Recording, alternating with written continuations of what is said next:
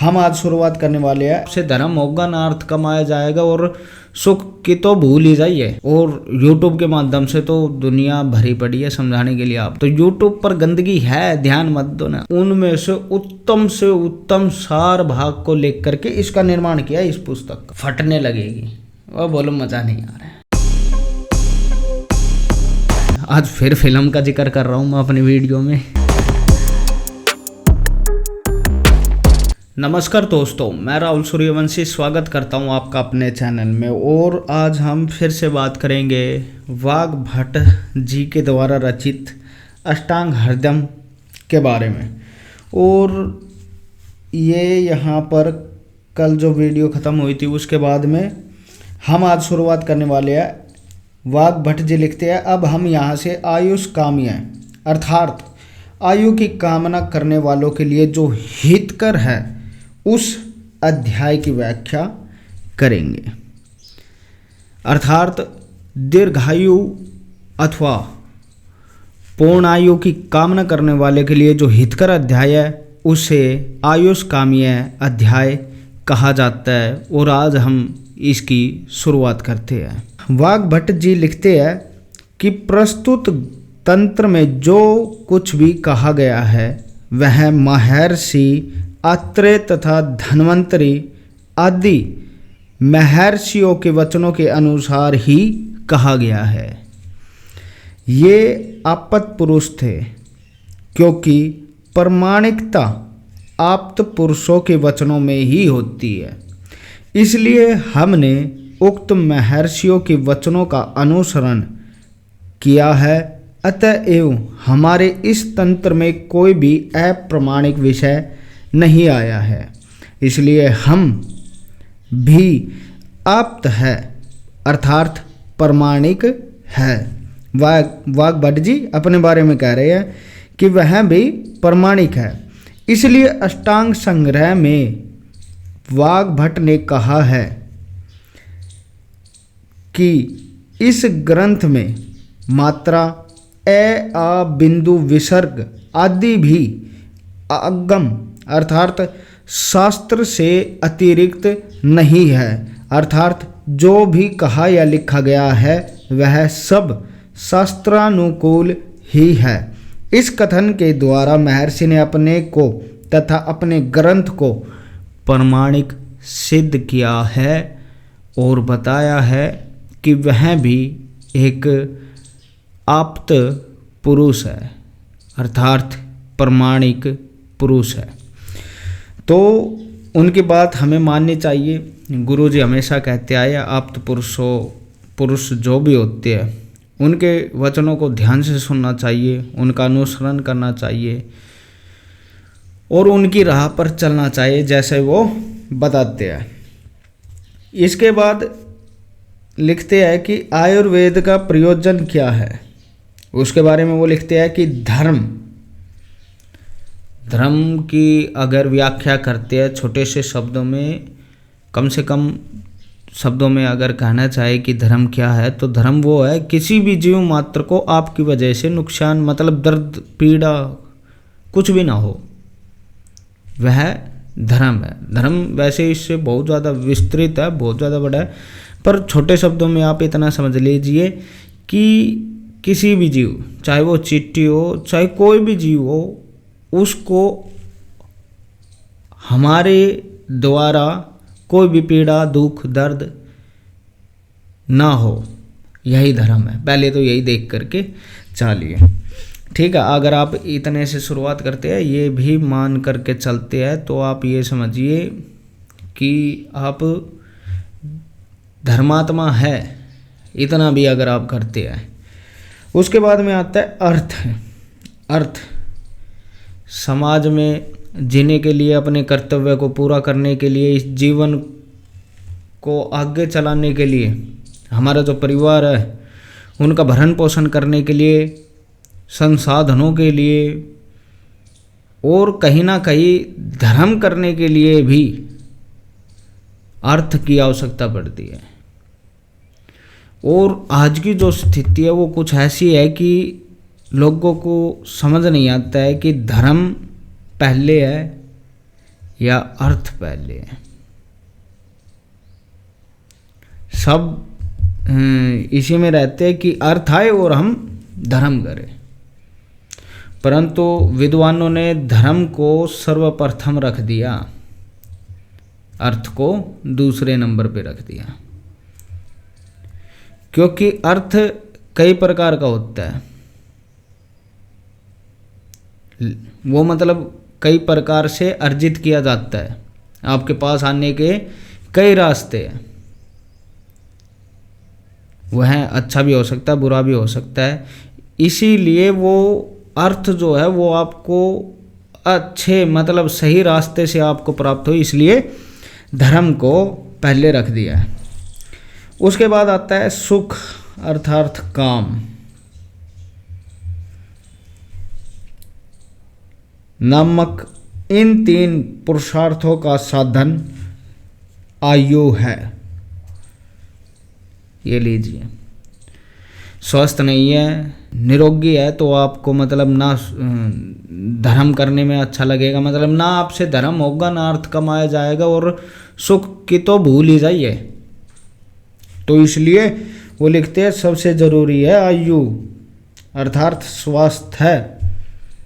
अतः आयु सुखायु की कामना करने वाले पुरुषों को आयुर्वेद शास्त्रों में निर्दिष्ट उपदेशों में विशेष आदर करना चाहिए। आदर कीजिए। आयुर्वेद शास्त्र मैं मानता हूँ कि आज के समय में पढ़ना मतलब समझना बहुत ज़्यादा कठिन है, पर मैं ये नहीं कहता हूँ। मेरी वीडियो देखिए, बहुत से है जो बता रहे हैं अलग अलग तरीक़ों से, अलग अलग अपना दिमाग लगा करके आप तक पहुँचा रहे हैं। कोई फ़ोटो के ज़रिए, कोई इंस्टाग्राम रील के ज़रिए, कोई फेसबुक रील के ज़रिए, कोई फेसबुक पर लाइव आकर के बताते हैं, टीवी पर भी आते हैं, और यूट्यूब के माध्यम से तो दुनिया भरी पड़ी है समझाने के लिए। आपको समझने वाला होना चाहिए।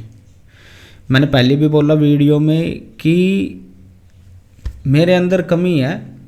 मैं ये नहीं कहता हूँ कमी नहीं है, कमी है, इंसान हूँ, कमी है। मैं मानता हूँ, मैं जानता हूँ मेरी कमी क्या है।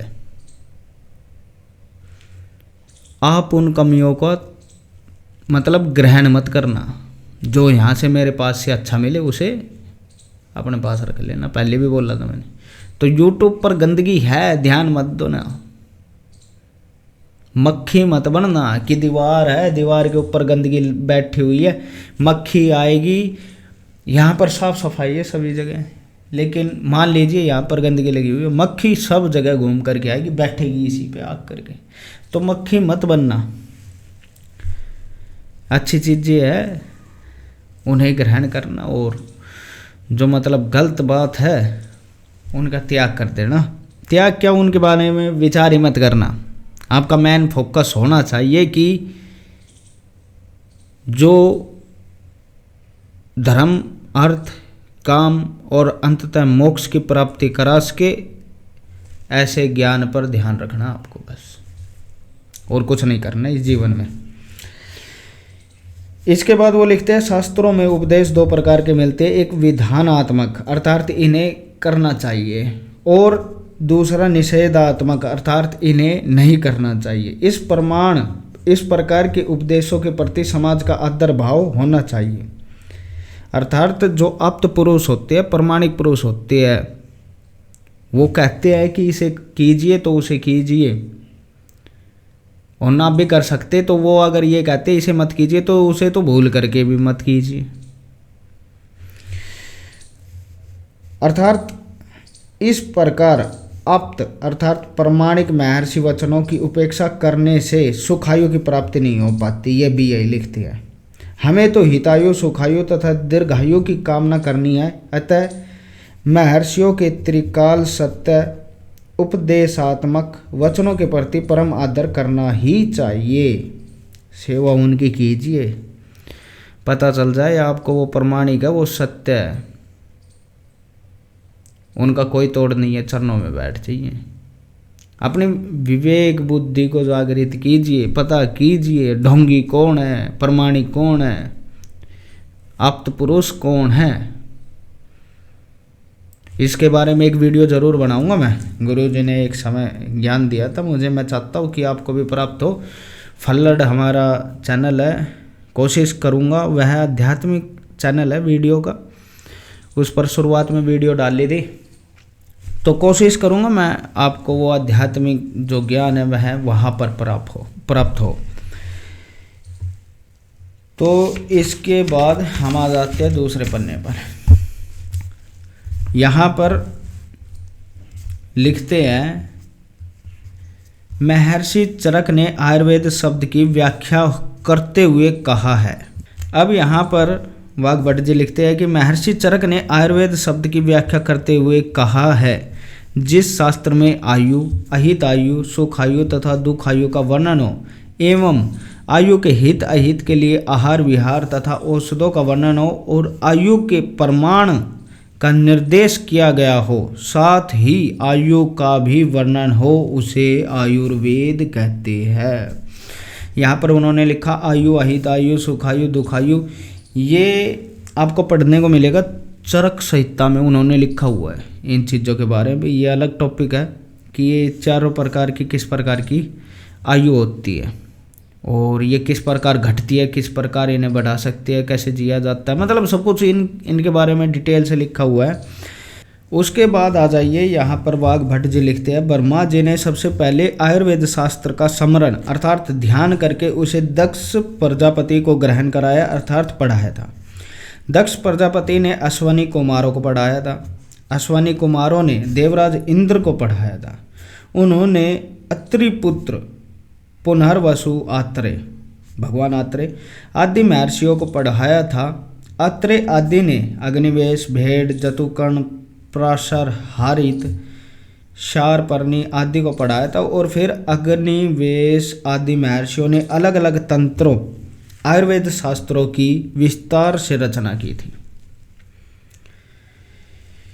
ये समझने जाओगे मेरे माइंड से तो बहुत बड़ा टॉपिक है ये, जो मैंने छोटी सी बात बोली है, जो ब्रह्मा जी से शुरू हुई और अंत में अग्निवेश आदि महर्षियों ने अलग अलग तंत्रों की व्याख्या विस्तार से रचना की आयुर्वेद शास्त्रों की। ये बहुत बड़ा टॉपिक है, समझने वाली बात है।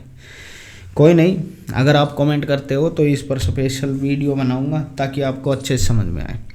इसके बाद वो लिखते हैं, महर्षि वाग्भट का कथन है कि इधर उधर बिखरे हुए उन प्राचीन तंत्रों में से सबसे उत्तम सार भाग को लेकर यह उच्च संग्रह किया गया है। ये जो पुस्तक आपको दिख रही है, ये महर्षि वाग्भट जी ने इधर उधर बिखरे हुए जो शास्त्र थे, तंत्र थे, उनमें से उत्तम सार भाग को लेकर के इसका निर्माण किया इस पुस्तक का।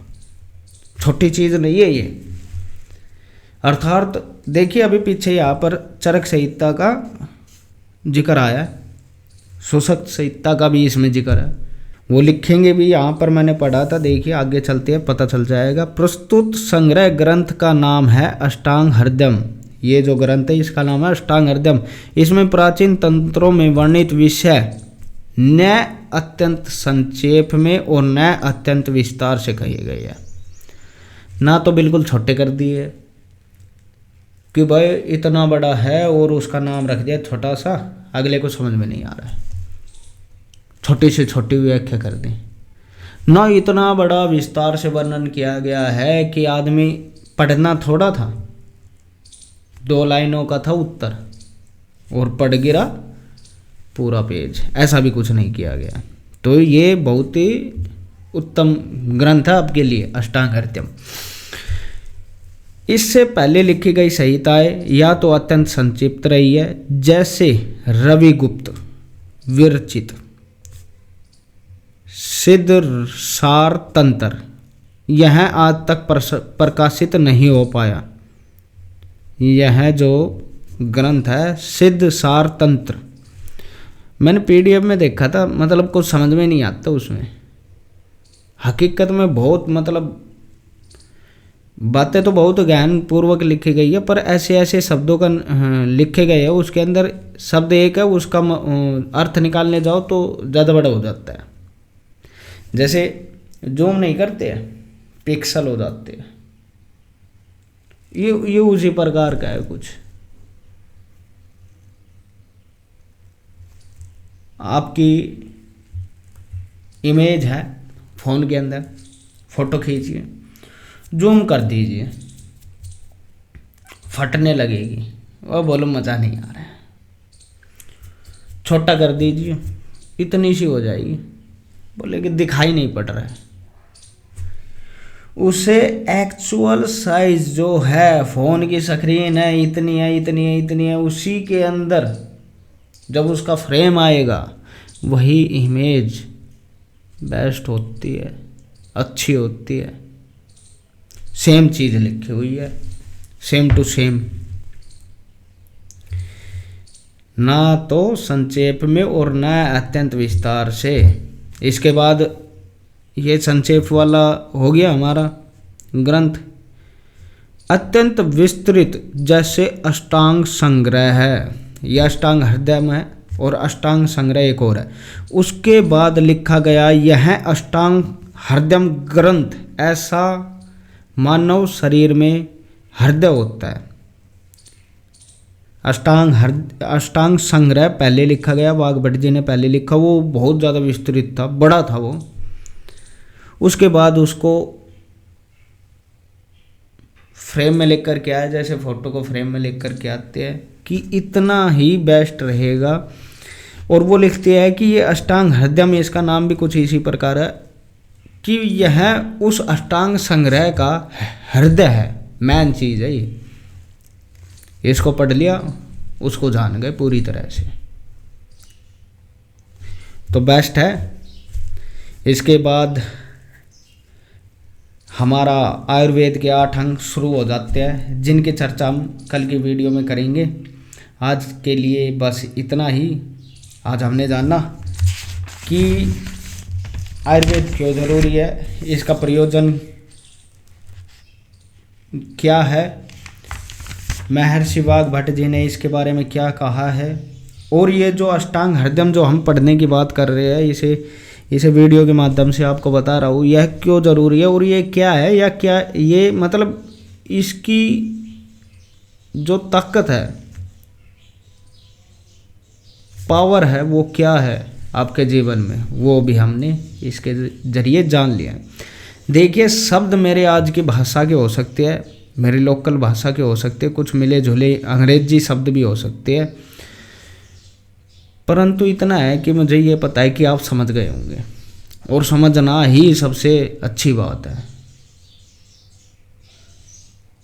वो एक फिल्म है, आज फिर फिल्म का जिक्र कर रहा हूँ मैं अपनी वीडियो में, अभी आई है थोड़े दिन पहले,